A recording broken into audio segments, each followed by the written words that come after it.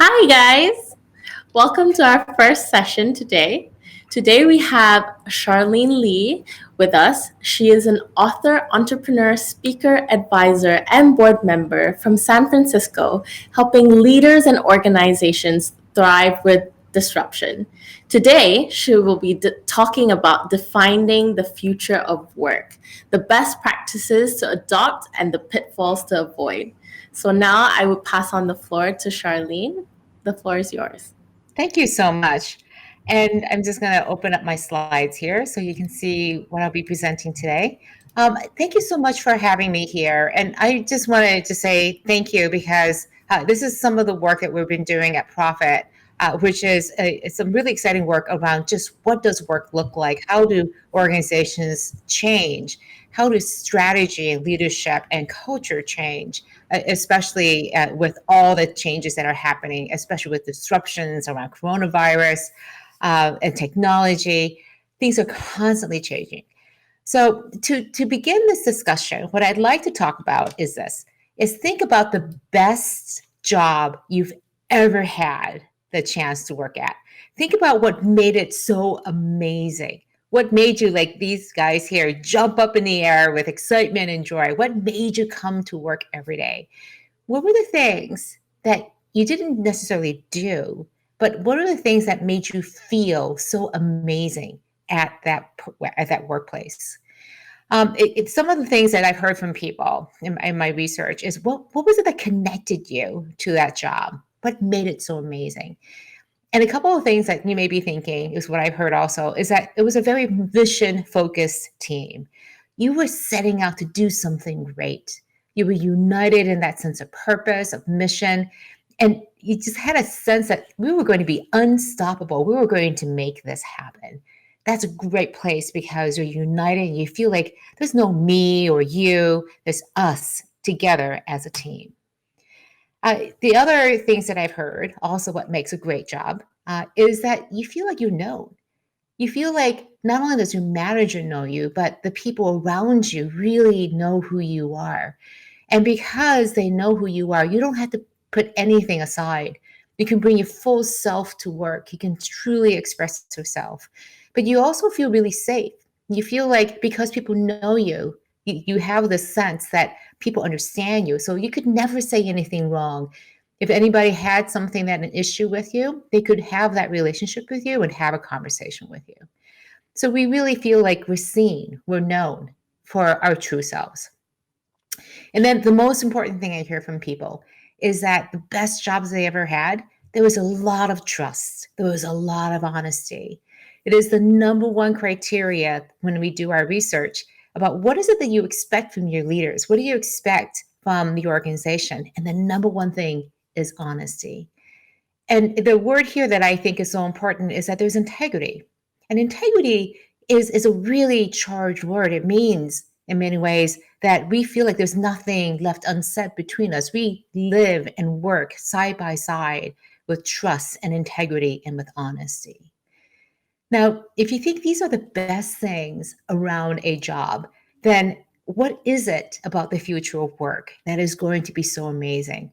And it is that we have these elements of the best job ever in every job.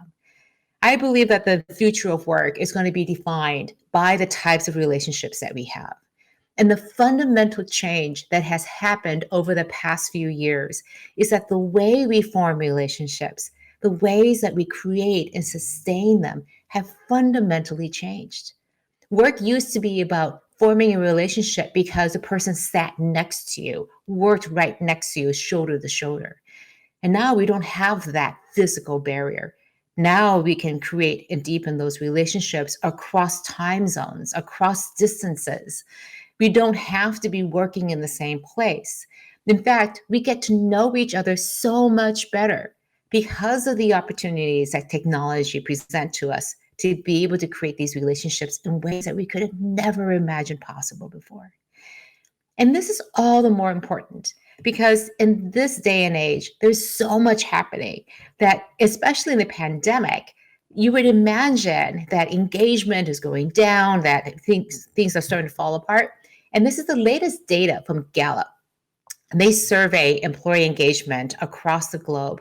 And this data came in particular from the US.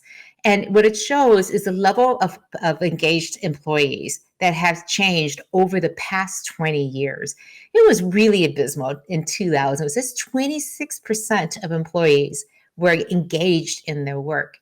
And now you can see it's 38%. And just to be very clear, that was surveyed in the last 2 weeks of April and the first 2 weeks of May.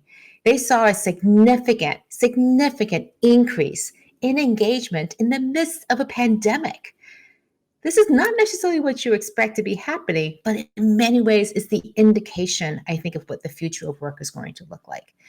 Because what happened is that when people had to go and shelter in place, work from home, the level of communication that had to happen, the level of care, of deepening of that relationship, clarification of how we were going to work together rose to such a level. We couldn't take as an assumption and as a given about how we were going to work. We had to really clarify that. And when people are clear about how they're supposed to do the work, what work needed to be done, and more importantly, because now we could see our full selves. We could see ourselves in our work environment, which is our home.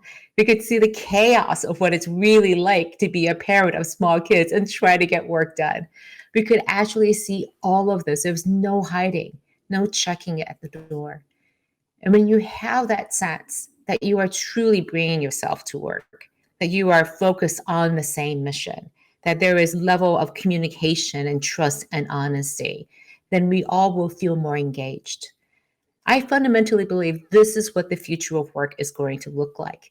It is about enabling a different type of relationship, one that we know we want, but haven't really been able to create until now when we are focused on this.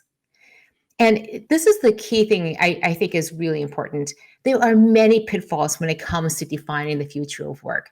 The biggest one that I've seen is that people keep waiting for the future to unfold. They keep thinking, especially now in a time of crisis, that this isn't the time to be thinking about the future. We have so many problems right here today that we need to take care of. Let's deal with those first. The future can wait. Well, I believe that the future is now, in that if we want to have these types of relationships in the future, then we need to start building them today, laying the foundations today. Another pitfall that I often hear from people is that they're going to assume that it's somebody else's job to define the future of work. It's not my job. I'm just a manager, or I'm just a VP. Or I even heard the CEO say, this isn't my job, it's my HR person's job. Or in HR, like, I can't do this until I get the IT people to help or the CEO to come on board. It's everybody's job, because it's everybody's job to have relationships and to define what those relationships look like. And then the other mistake I hear people making oftentimes is, well, I'm going to put in place this work, what the future of work looks like. I'm going to put it in place, put my plan, and then I'm going to go and execute and not come back and go and revise it, because it's constantly changing. Relationships change, they morph, they become bigger, they become smaller, and you have to change your plans accordingly. And the last area is that there's an undue focus on tech. Tech is incredibly important. I'm a technologist at heart. I love the technology. But if you focus on the technology and not on the relationships, then you won't get very far. Again, the future of work is defined by the relationships enabled by the technology. You hear this over and over again from people who work in HR and tech. The tech is incredibly important, but if you don't have the people aspect of it, the relationship aspect of it in view of how that's going to change, then all the tech in the world is not going to help you. So let's talk about this disruption, everything that's going on. I do believe that now is the greatest time possible to be thinking about the future of work, because disruption creates opportunities for change. Disruption is a time when you're going to be separating yourself from the other people in your industry. Are you going to hunker down and wait for uncertainty to clear, for times to be more stable before you will act? Or are you going to be one of the few numbers of people in your industry, in your ecosystem, who are going to look at these opportunities for change, because everything is being disrupted? your customers, your employees, everybody. So this is a time when things are changing to really figure out where that change is going to go and to follow and see where those opportunities are. Just to give you an idea of what that could look like, here is an idea of some charts from the US about the times when we had recessions and the types of companies that were formed during those times of recessions.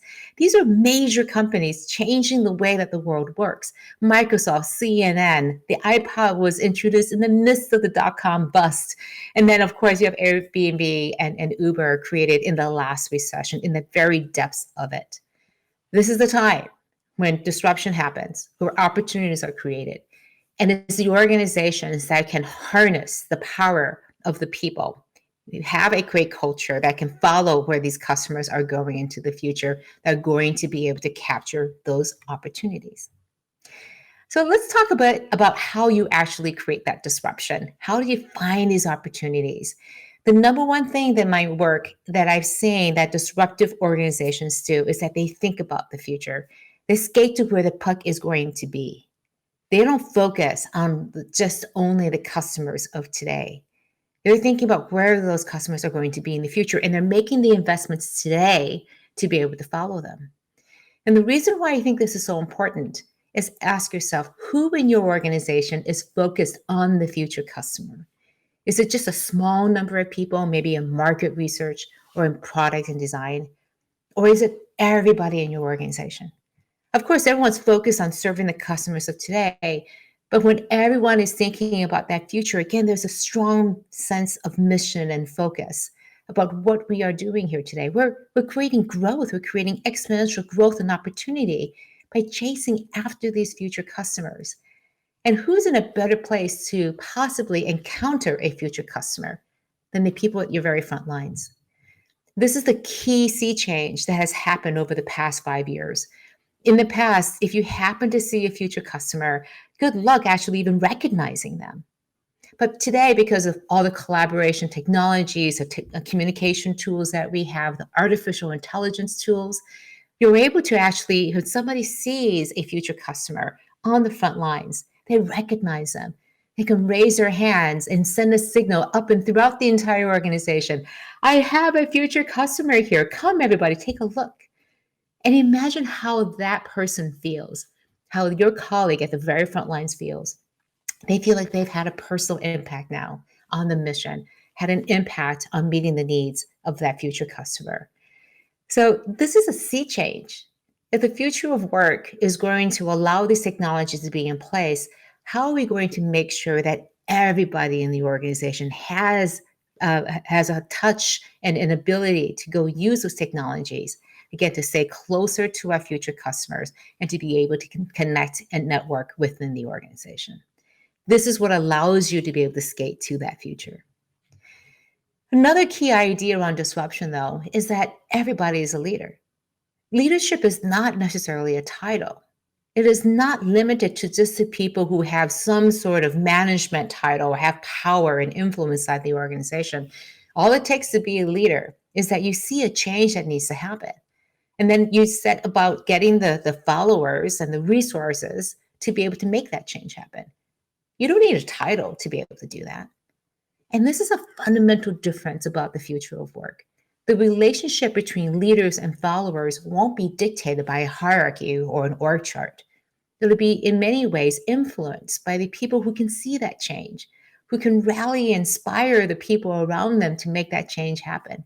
And the more it can be focused, again, on meeting the needs of your future customers, the more disruptive and more exponential growth you will be able to drive. But I also think that if you have this strategy of being able to focus on that future customer, then your culture has to also be aligned to be able to drive a huge amount of disruption and growth. And this is at the core of what is at a culture. If you want to change your culture, if you want to have the most disruptive culture that can thrive with all these uncertainties and changes, then you have to make sure you have the right beliefs and the right behaviors. Because the beliefs then lead to behaviors and actions that result in action against your strategy. So one of the things that I want to talk about are the 3 beliefs of disruptive organizations, and they are openness, agency, and also a bias for action. I'll go through these very quickly. Openness belief is a really powerful idea, and that is you are using transparency to create trust. Again, if trust is a key part of the future of work, it is a key part of how to make things work in a different type of relationship, then openness and transparency creates accountability because there's no place to be able to hide. You're also being able to force the difficult conversations that are in many ways we can avoid today, because it's hard to tell somebody that you're not meeting their expectations, you're that you want things to be different, or to have disagreements and to have to come to an agreement. Those are all difficult conversations, but the sooner you can have them, the more you can have that trust and integrity in that relationship. And then who likes to have failure happening? When you have openness, what happens with failure, you can see when things aren't working. And instead of being shamed about it and not being able to talk about it, because everybody can see it's not working, they will come to your cause. They will come and help you rather than blame you. Now imagine how that feels in the kind of work, that kind of environment to have that. This is a fundamental belief that openness is going to make us stronger. And in particular, you have to be able to structure that openness. So this is an example from Nokia. Enrico Silasman is the chairman of Nokia, and he took and led the organization through a huge amount of change, selling off the handsets, buying new companies, and to become an internet and communications giant. And he had a saying that no news is bad news. When you don't hear any news and something's going on that's not good, people are hiding it, they're not being transparent about it, not being open about it. He said bad news is actually good news, because now we can actually deal with the problems rather than trying to guess and figure out what's going on. And I love this last part. Good news is no news. Good news means like, hey, things are working. That's great. Let's get back to work. Let's go and figure out the things that aren't working so we can focus on those things and make them better. This is a different way of thinking about information and decision making that most organizations are thinking about. And this is, I think, a fundamental sea change in how work is going to be happening. So how do you create more openness?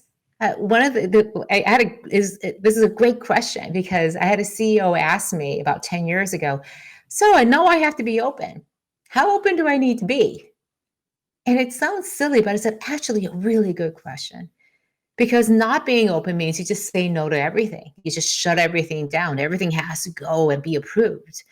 But being open says, well, what can you do? How big is that sandbox? And you need to determine how much trust you need to have in an organization, how much openness you need to have in order to foster the kind of relationship you want to have. So identify the places where trust is low and make that the focus of where you're going to be more open. Make those the priorities. Make sure you're putting the data that's absolutely essential for people to do their jobs as front as possible. Make it as a default to be open. Make sure that any sort of privacy settings that you set on data is the exception rather than the norm. And then finally, make sure that if you're a leader, you're using all the collaboration platforms. I can't tell you how many times when I ask people, are you using these collaboration tools? Are you getting out there and using messaging and connecting with people using all the amazing communication tools? And they're like, no, that's not my job. That's for people to use to get the work done. Oh, no, you have to role model how openness is going to work, how you're going to share information. When talking about the agency belief, agency is this idea that employees can act like owners, and they should, that they don't have to go and ask for approval. They don't have to ask for permission. They don't need to wait to be empowered to be able to act. Because if you understand where you're trying to head, who your customers are, if you understand and what everyone is doing because of openness, then you can do what you think is best. We trust that you do things that are best. Imagine the kind of relationships you would have if agency was really strong inside an organization where every single person is trusted to be able to make the best decisions possible because they know they have all the tools and information and the trust of their leaders to be able to take that best action. I love what Amazon has as some of their leadership principles. Obviously, what the first one is ownership. And when they talk about leadership principles, they do believe that every single employee is a leader. So they feel like ownership is what you have. But they also have this wonderful belief called disagree and commit.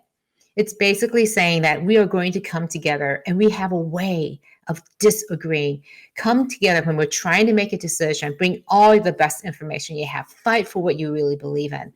Because the opposite is that you are afraid to really put your opinion on the table because you're afraid that you're going to hurt the relationship. It's going to hurt somebody's feelings. That you have to drive to consensus. At Amazon, we know that that's not the case. They know that I could disagree with you like in a very, very strong way. But but when that decision comes down, whichever way the decision falls, I am going to be 100% committed to it, even if before I was opposing it with all of my will. Because you never want to know that somebody isn't going to support you because someday it's going to be your decision. And somebody over there is going to really disagree with it. And you want to know that other person is going to support you 100%. Therefore, you never have to worry that somebody is sabotaging you or not fully behind you if you have that 100% commitment. These are the types of beliefs that I think are essential when you're trying to create an organization that will reflect the future of work, where we are going to come to work and have these kind of trust-based relationships. The ways to instill agency, again, it's to, if you don't have a strong sense of agency where people are really waiting for approvals, then you're going to have to slowly build this into the organization. This is how you start building for that future today. Ask people to come together with the options. Refrain from giving the answer if you're the leader. Ask them to take on more and more ownership of the entire decision-making process. This is not going to change overnight, but to systematically create and instill agency is one of the best ways to create that future of work very, very quickly.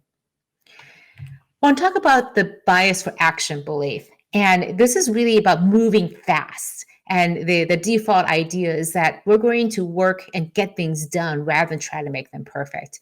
One of my favorite examples of this is an educational institution, a college and university called Southern New Hampshire University. And they're a 3,000 person campus in Southern New Hampshire on the East Coast of the United States. And they also happen to have 150,000 online learners, all getting degrees. They're the largest organization dispensing degrees from an accredited university in the world. And what I found was, as an example of how quickly they move, they're so focused on those students. They had an opportunity to acquire a nearby university, but they only had 5 days to do it.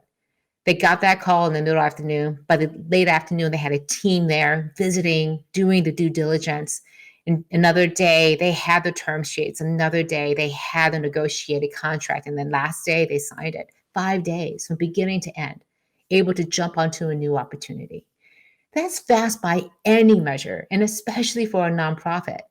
But the reason why they were doing this is that they were already training. They already were focused on being able to make decisions very, very quickly with very minimal information. And they had teams and processes and structures in place to make this happen.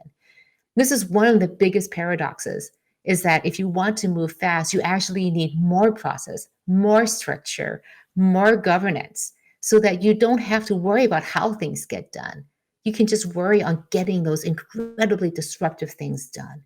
And that was the secret at Southern New Hampshire University. They already had all the processes lined up.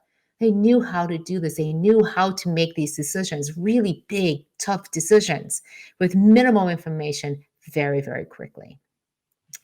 So ways to instill bias is to really think about how you're going to get what I call minimally viable data. This is probably the most important concept. Instead of trying to get all the data to make the perfect information choice that you have, identify the one piece of data that you absolutely need to have to be able to move forward. And as soon as you get that, you move forward. You choose between option A and option B. And if you just get that little bit of information that says option A is just a little bit better than B, then go for it. Because the worst thing you could do is to wait to get a better idea. You're never going to be 100% confident. So just be minimally confident that this is the right idea. Because here's the key thing. Almost all decisions you make in an organization is reversible. As long as you have the humility to say that wasn't right, we got to come back and try another solution. But that's a very different way of thinking than most organizations today. Again, I think that the future of work is going to have this understanding that if we want to work well with each other, we have to be able to make a lot of mistakes because that is how we learn. And having a learning organization rather than a perfect organization is the way to be able to thrive. So I want to talk about in the last few minutes here about the best practices when it comes to creating a future of work. There are 5 of them that I want to share. And the first one goes back to these beliefs that I just talked about. What are the beliefs that you have? Are they the ones that work for you today? And in particular, identify the beliefs that are holding you back from this future you want to build. Some of the beliefs I've heard from organizations are things like this. I can't speak up, I might get fired. We need more data to be 100% sure that this is the right way to go. Things have to be perfect. This lack of agency, I can't change anything. I'm just a fill in the blank. It doesn't matter. I've heard it all from the CEO to the front lines. Transformation isn't my job. And this idea that we have to be in consensus with each other before we can move forward. These are all beliefs that are going to hold you back from that future of work. And so really think about what is it that you want to be able to have? What are the beliefs that are holding you back? And more importantly, the beliefs that can move you forward. I think one of the things that you can do also is to use some technology. This is something that we did at Profit, where we asked with a client on what behaviors have held your company back through the years. And instead of going through slowly by interviewing people, we put it out there using technology to be able to have open-ended questions. And then people could vote, upvote and downvote these, and you could see which were popular. And also, very importantly, where there was consensus. Was there a lot of agreement that this belief isn't the right one that we want to have anymore? And then very quickly at scale, we could do this just within the space of a few hours, be able to understand and move forward. This is the ability to literally on the fly, constantly being able to audit really what is going on in your organization. How do people think? How do they believe? And in particular, how are these relationships being held together or pulled apart? So I also believe in the ability to use key things like rituals to be able to cement these beliefs into the organization. I love this ritual that the New Zealand rugby team has. They do the haka before each of their matches. It's an incredibly powerful ritual that they go through. It unites them, it unites their fans, and hopefully strikes fear in the hearts of all of their opponents. But what it does, the rituals, what they do is they create belonging. And belonging is such an important sense because when you belong, you know that you are part of this tribe. You know that you are included. And belonging is an incredibly powerful idea, which I'll talk about in just a second. Symbols also remind us of what it is that we're here for. This is a symbol at a wall at OXO. They make these handheld kitchen goods. And as people are walking into the headquarters, they see this beautiful wall. And they're reminded that when they step into work every day, they're making products that will fit into the hands that wear these gloves. These are old hands and big hands, weak hands, arthritic hands, many, many different hands. And it's a visual reminder of who their customers are. So symbols are incredibly important because they remind us of the mission and the sense of togetherness of what we are pulling for together. And I think that stories are incredibly powerful too, as well. I think many of you may know the stories about Post-it notes, how it was created at 3M. 2 people in the organization, an engineer, created a glue that didn't work very well. This kind of came off all the time. Met a person who had a problem. He's a choir director and would put pieces of paper in the hymnals during his rehearsals, and they kept falling out. And so the engineer said, maybe I could use my glue on the backs of pieces of paper to make this work. And they thought this was great. But they had one problem. The executives didn't see the need for this. Like, who would want this? Choir masters? So the 2 of them made up a batch and put it on the desk of every single executive assistant in the organization, serving those same executives. And when those executives and those assistants ran out of those pads, they came running to the executives going, we need more of these. These are the best things ever. And that's how they got Post-its to be made. an accidental meeting, and some real guerrilla tactics in terms of getting it in front of executives to demonstrate what that need is. Your organization has stories like this that can reinforce these beliefs of how we want to work in the future. They're probably in your founding stories. They may be the stories you're creating in real time, but find those stories because we as humans love to tell stories. They remind us and we cement those beliefs in every retelling. So the first best practice is to audit your beliefs. Make sure that they're the ones that you want to have. And then when you have the ones you want, then make sure you're cementing them into the organization. The second thing is to review your purpose. And every organization, I hope, has some sort of purpose statement, a mission statement. And it goes back to how are you going to serve the world? What good are you going to create today? And to have everybody come to work every single day, sitting at their desk, and the very first thing they say to themselves is, how will we serve the world? How are we going to make a difference? And every single person believes in that. If you have a strong purpose, then that's fantastic. Are you using it the right? This is a time, I think, to review your purpose. Make sure it is as sharp and as powerful as it can be. And in particular, making sure that it's applied every single day to guide and cement that sense of purpose and mission to create that sense of togetherness and team. There are some best practices that we have at Profit to look at the purpose. They are things of looking at that purpose and saying, is it authentic? Is it unique and credible to what you are trying to create, you as a business? Is it inspiring? Does it talk about some aspirational ambition for the future? Is it shared? Is it centered on the values that you have within your employees, but also with your customers? Is it something that they see and recognize too as well? And most importantly, is it actionable? And what I mean by that, are you using it day to day, every single day in the practices of what you do? Are you using it every day and when you show up in the world to form these relationships? One of my favorite stories of this is the CEO of LinkedIn, Jeff Weiner. Every time he meets somebody, whether it's internal or external, he begins the meeting. Hi, my name is Jeff Weiner. I'm the CEO of LinkedIn. And our purpose at LinkedIn is to connect the world's professionals. And one of our values is members first. And he goes on. But he begins every single conversation like that. And as you can imagine, as employees, you hear this all the time. And one of his employees asked him one point, like, Jeff, you say this constantly. When are you going to stop saying this? And he said something very wise. Jeff Weiner said, I will stop saying this when people stop looking surprised. And I think that's such a true thing because we make an assumption. We take for granted that everybody knows what the purpose is. But you can't make that assumption. We get busy, we forget, we get focused on things that may or may not be important to what we're trying to accomplish. So making sure that your purpose is on point, that it is serving your needs, that you are using it every day to make tough decisions is absolutely essential if you want to create this future of work.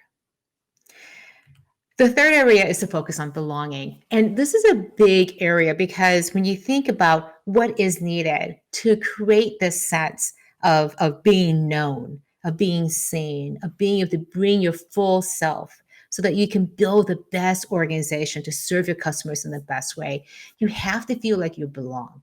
And that means feeling safe and feeling secure. Because if you do not feel belong, you're never going to raise your hand and say, I disagree. I can't, if you're the only person in the room and you feel like you're the only woman, you're a person of a different race, you're a person with some sort of disability, even if it's not visible, if you do not feel like you belong, then you're never going to raise your hand and be able to push your organization, push your team in the direction that it needs to be. Whenever we hold back, whenever one member of our team feels like they can't fully participate because they don't feel belong, we are weaker as a team. So this is why it's so important to link any initiatives you have around inclusion and diversity and equity to your growth initiatives. This is not about doing the right thing only. This is about doing the right thing and also positioning your organization for this future of work, for the growth that could potentially happen. And very importantly, I think one way to do this is to actually and consistently, constantly survey your employees on their sense of belonging. I love this matrix from Russell Reynolds Associates. It's what they call the inclusion index model. And this is one of the models, but this is a really nice, compact way to be thinking about it. There are ways to be thinking about the structural climate, about the leadership, and then also some of the governance and things that you can do. It's a nice way, it's sort of a checklist and framework to be able to say, are we having these things put in place so that we can feel this sense of inclusion and, importantly, have the sense of belonging in our colleagues?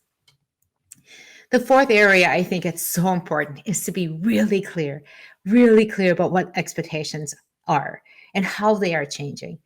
We as humans are highly motivated by that checklist, by that dashboard. So, what's on it? And one of the biggest shifts that we've seen, especially with the coronavirus, is that as people have had to change the way they work, especially in service industries when you can work at home, it's no longer about how many hours you can get. It's being really clear what are the results we want to see.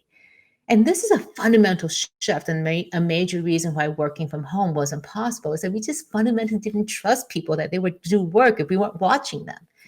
But when that relationship changes, when we actually trust people to get the work done and not put in necessarily just only the hours, then fundamentally things change. So being really clear about what the results are. What do you want to see as the outcomes? And be very clear about the outcomes. It's about shifting, for example, things from scheduled meetings to ad hoc meetings and stand-ups and asynchronous work, working in very different ways to accommodate the types of work that we need to get done. How are we going to work? Are we going to have these regularly scheduled meetings? Are we going to have stand-ups? If it's not clear, then this is the time, absolutely the time, as we're going through so many transitions, to be very clear about that. Define when work is, when it does happen and doesn't happen, and especially being able to increase the level of flexibility, the agility, and the collaboration that's expected and available to people. The technology, again, is so strong, but unless we're being very clear about how we're going to use technology, when we're going to use it, which ones, and how we're going to actually change our expectations of how we work together, how it's going to change our relationships, we have to be really super clear about all the expectations that we are setting down for each other. And then the last area that I would say is to communicate in 3D. And what I mean by that are the 3Ds are dynamic, direct, and distributed. Dynamic being that we still, in many ways, as leaders, communicate as if it's really hard to do this. We think that communicating is a scarce thing, and so we should be minimizing it. But that's the old way of thinking about communicating, when it was really difficult to be able to talk to people. So you had to make sure everything was perfect. But today, communications is actually very abundant. So moving from a scarcity to an abundance point of view around communication is really important. And that means choosing every single possible channel you could use to communicate. And the reason I stress this is that I find that leaders across the board really shy away from using digital tools to communicate. And the more digital, the more they have to go out there and freelance it and be spontaneous, the more hesitant they are to do this. But think about what it does. Communications are the foundation for conversations. Conversations are the foundations for relationships. If we do not fundamentally change the way we communicate as leaders, we cannot change the way we have conversations and the way we form relationships. So the communications have to be much more dynamic across as many platforms as possible, because people communicate and learn and form relationships in many different ways now. Direct means that we could, in the past, could never really have conversations with every single person, especially if you're working in a large team or organization and across different geographies. But today, with technology, we can have direct communications, but it just may not be one-on-one, but they can be direct. I can be speaking to every single person on the front lines, and they could be speaking directly to me. And because we're now going to listen, not with our ears, but with our eyes, because we can read and absorb so much more information. We can have these direct communications in ways that we couldn't before. And when I think about distributed, this is better, I think, a better word than thinking about people being remote or on site. If you think about everybody as distributed, no matter where they are, and you treat everybody as if they're in a distributed work mode, then you are going to be communicating in a way that puts everybody on an equal footing. It takes extra effort because, especially if you have somebody sitting next to you, it is so easy just to turn to that person and have that direct communication. But you have to resist that. If you want that communication, you actually have to go through the same channels as if that person was in another location. And this discipline allows you then to have that openness that nothing is being left unsaid, nothing isn't being documented, because if it's not documented, if it's not written down, then it doesn't exist. So communicate in 3D.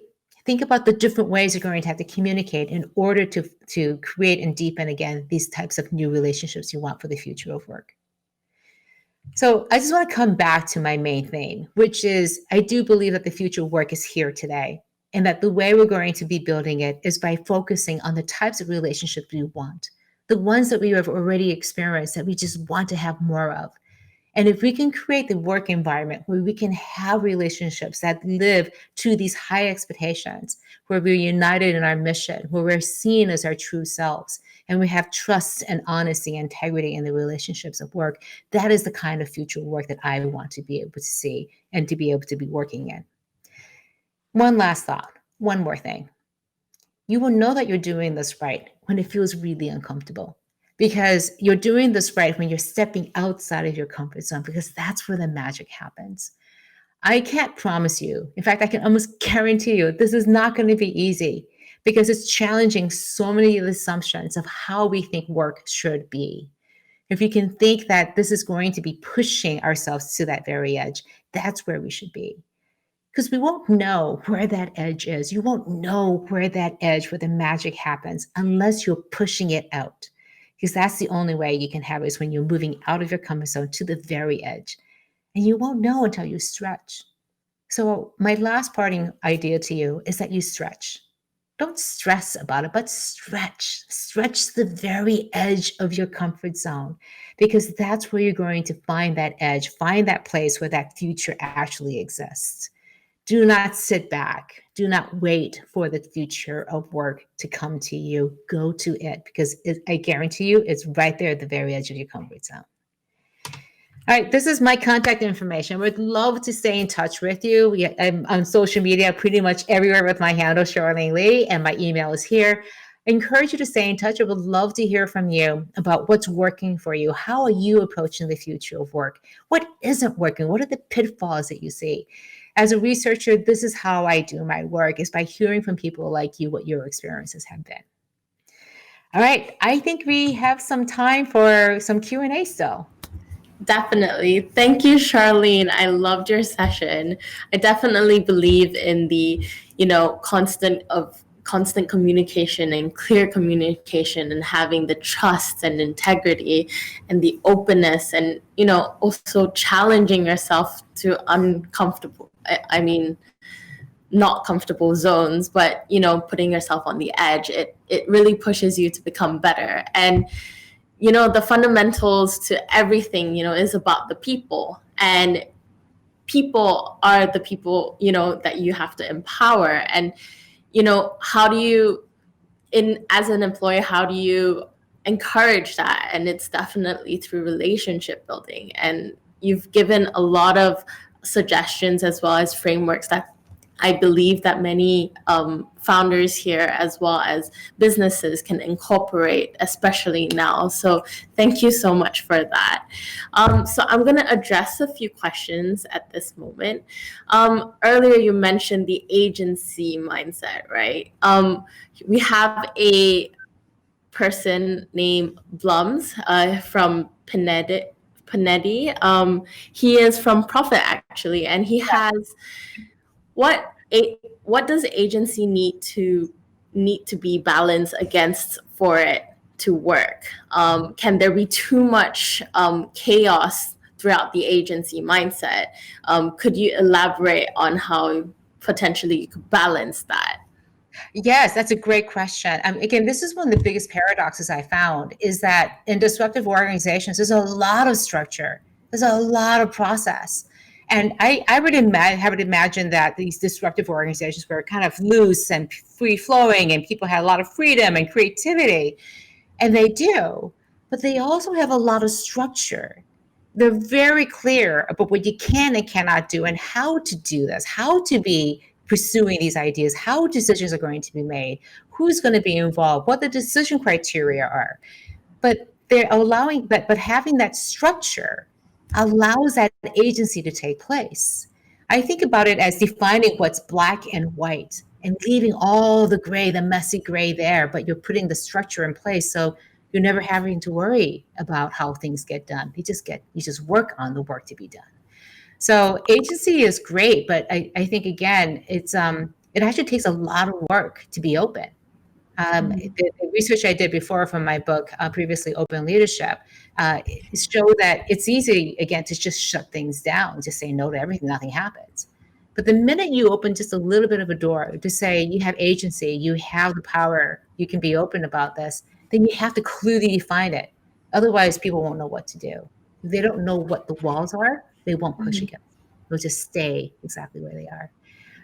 I'll just give one quick analogy. Have you ever seen a school playground? There are no fences around that playground, students tend to huddle by the door because they don't know where they can be safe.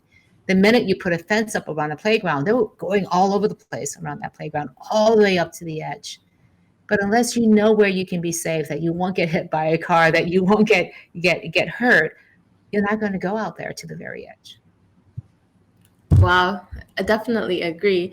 But sometimes do you feel that when everyone has, you talk about inclusiveness and openness, right? There's so many opinions and ideas that are going around, and then a decision has to be made to move forward.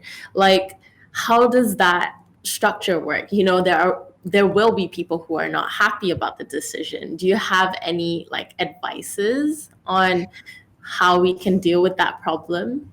Mm-hmm. There are two things. I think, first of all, when you're trying to make a decision, to put that upfront planning to say, this is the decision matrix, this is the problem, and this is how we're going to decide things. And even those can be very full of discussions. But the way to handle the disagreement is everybody come together, but we're very clear about how we're going to make the decision, who is going to make the decision. So one of the biggest problems is we don't know who the decision maker is, who's going to own this and be accountable for it. And because if nobody raises that hand, then everybody has to agree, which is what happens in many, many organizations. Nobody wants to own it. But Right. when you have transparency and you have agency and these agreements ahead of time, one person's going to make that decision and everybody's going to own it together. That changes the dynamic of everything.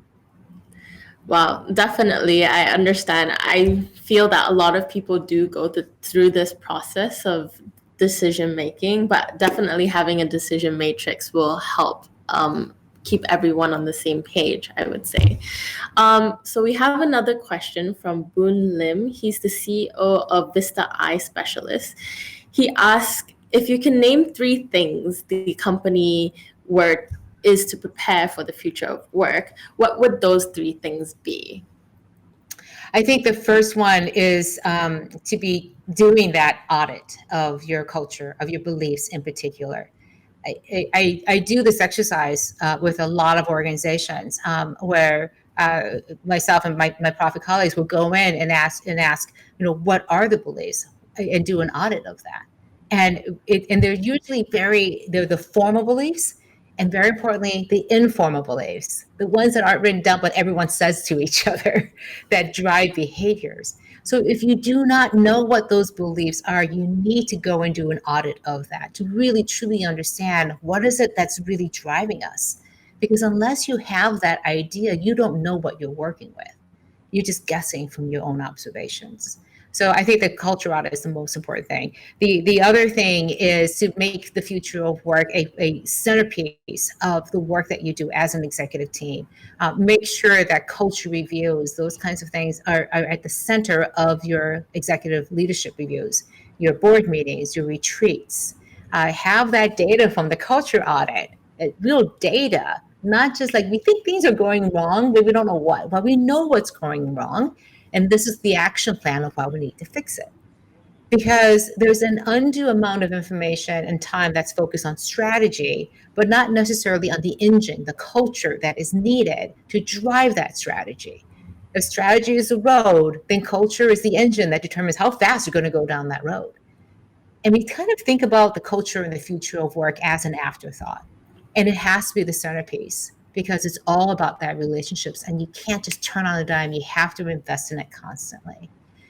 And the third thing, again, I would say is to be thinking about how you want to communicate. I can't emphasize this enough.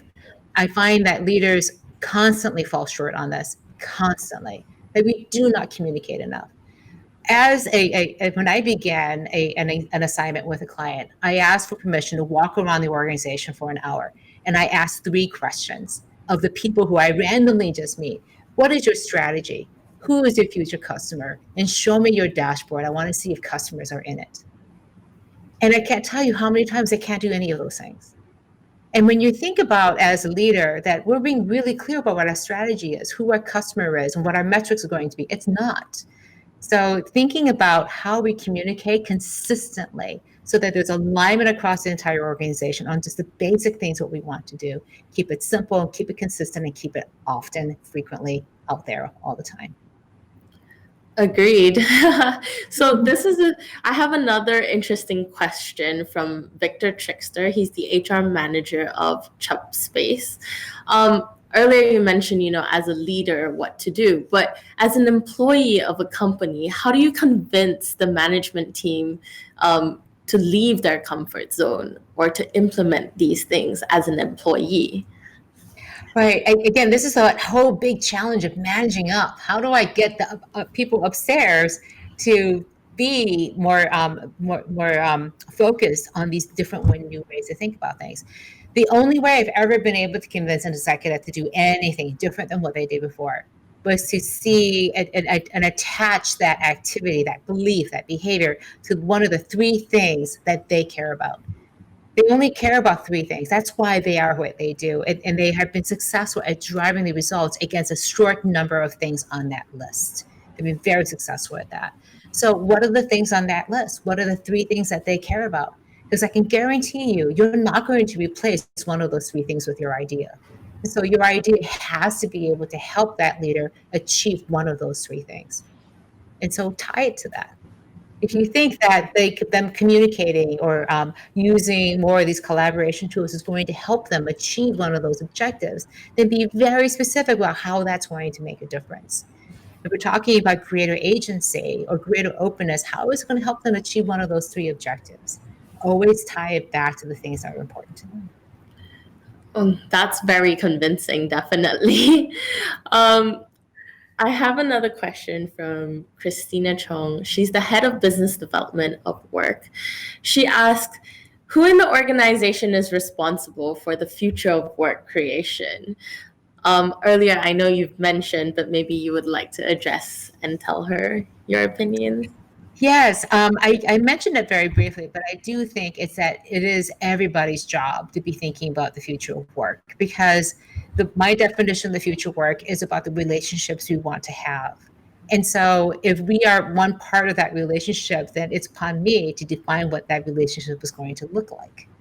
Mm-hmm. So the future of work, you can think about as there is technology that needs to be put in place, but frankly, we have all the technology we already need. I mean, we have more technology than we know what to do with. And so this is about taking stock and saying, how do I want my relationships to look like in the future? How is it going to impact the way we work together? And within my sphere of influence, I'm going to start working and making that future of work happen today.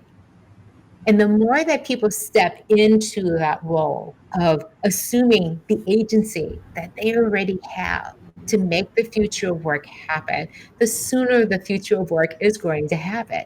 Because it is, again, defined by the relationships I'm going to craft for the people I work with. Agreed. So do you think remote working will be the next big thing that everyone will adopt and stay still with? Well, I think of remote working as an extension and an accelerant of what this future of work looks like because it requires that we change the type of relationship we have with people. Again, the reasons why people wouldn't weren't allowed to do remote work. We would say it was technology and everything, but it was fundamentally the type of relationship that we would have with people, that we require them to come to a place, commute, and then come into a work environment where it's very distracting so that we could actually see that they did their work.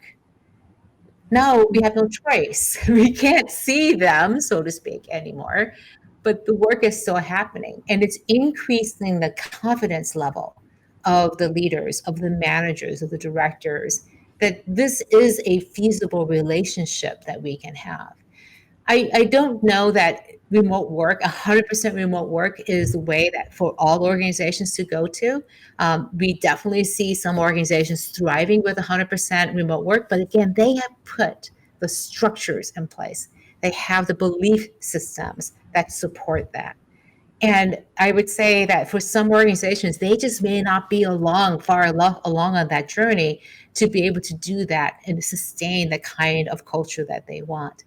I do believe, as a person who works remotely almost 100% of my time, even before this all happened, that this is a fantastic way. But again, I have worked really hard to make sure the relationships are there that will sustain this kind of work. So yeah, I think remote work can work really well, but it's highly dependent on both the leaders and the people who are being led by them, forging this type of new relationship that can make remote work sustainable.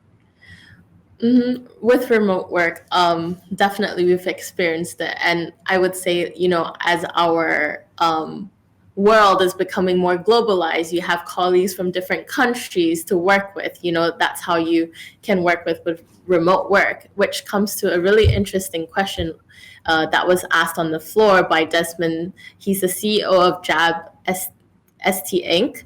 He says, what are the top challenges when it comes to direct communication, especially in Asian countries? Do you have any experience with that, or any advices maybe you could give Desmond? Yes, I think one of the I've done a lot of work around how do you have tough and most very difficult conversations. And I realize that there are many cultural issues that come into play about how direct you can be. But the fundamental idea of direct communications is that, first of all, you have empathy for the other person where they're coming from. Because unless you can have empathy, and this is universal, unless you can understand where that person is coming from, you're prepared to understand that, it's really difficult to be able to say your piece. And the really important thing here is you can't say, well, it's you that has a problem. You have to say it and begin with the conversation of I and me. And that's how you establish empathy and understanding with each other, because you can't have difficult conversations until you have that understanding and trust. And I'll give an example, and this is kind of a silly example, but early on in my career, I had a manager, a boss, who had terrible body odor. And somebody had to say something to them. And so I took it upon myself in doing one of our check-ins to tell them, this is a problem and you need to do something with it. But because we had built this trust, because we had a level of directness, I mean, that's a terrible thing to have to say to anybody, and no matter what culture. And this is in a very multicultural environment that I was working in. And then also just like power structures and everything. But if you build that level of trust and understanding of empathy, and then you can have these direct conversations. And they happen in every single culture. What doesn't work is a direct conversation was, well, I'm just going to tell you how it is. I'm just going to tell you my piece, and you're just going to have to stand there and listen to me. That's not a way to have a conversation. That's not a conversation. That's you just yelling at somebody. And that doesn't move the relationship forward ever. Agreed. Well, it's sometimes really hard, especially as managers, to convey those messages. But I guess throughout experience, after you build that trust, you learn how to convey that in your own way. We have another question by the host, actually. They ask, what are the CEO's behaviors or priorities that help drive the future of work and create traction and escape velocity.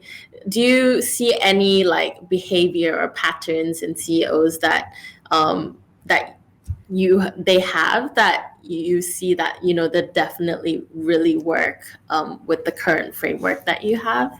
Yes, I think that CEOs are really good communicators. They know how to communicate in 3D that I talked about because they understand that communication is the foundation for relationships. And as they sit in their offices and just hide behind that door and never come out and use all the tools available to them to connect and communicate with people. And they're using these tools not just to talk, but they're using them to listen. They're listening twice as much as they're talking. And that they truly, truly understand the power of all these technologies around communications isn't about them saying things more and louder and more frequently. It's about being able to listen because that's the foundation of leadership, great listening. Epictetus, a Greek philosopher, said that you were born with two ears and one mouth and use them in the exact same proportions. So we need to be better listeners, and the best CEOs are great listeners, and then use the same tools to be able to communicate back what they heard. Thank you. Your session was definitely really insightful. What are the key takeaways that you hope everyone remembers from your session? My key takeaway is that the future of work is really about the relationships we really want to have, the relationships that we all want in our work lives. And I think it's within our grasp that we can go and create that future starting here today. We don't have to wait for it. And it's incumbent on everybody. So if you think about the future of work and define it by the type of relationships we want to have, that's how you can start building a very concrete future of work. Thank you very much.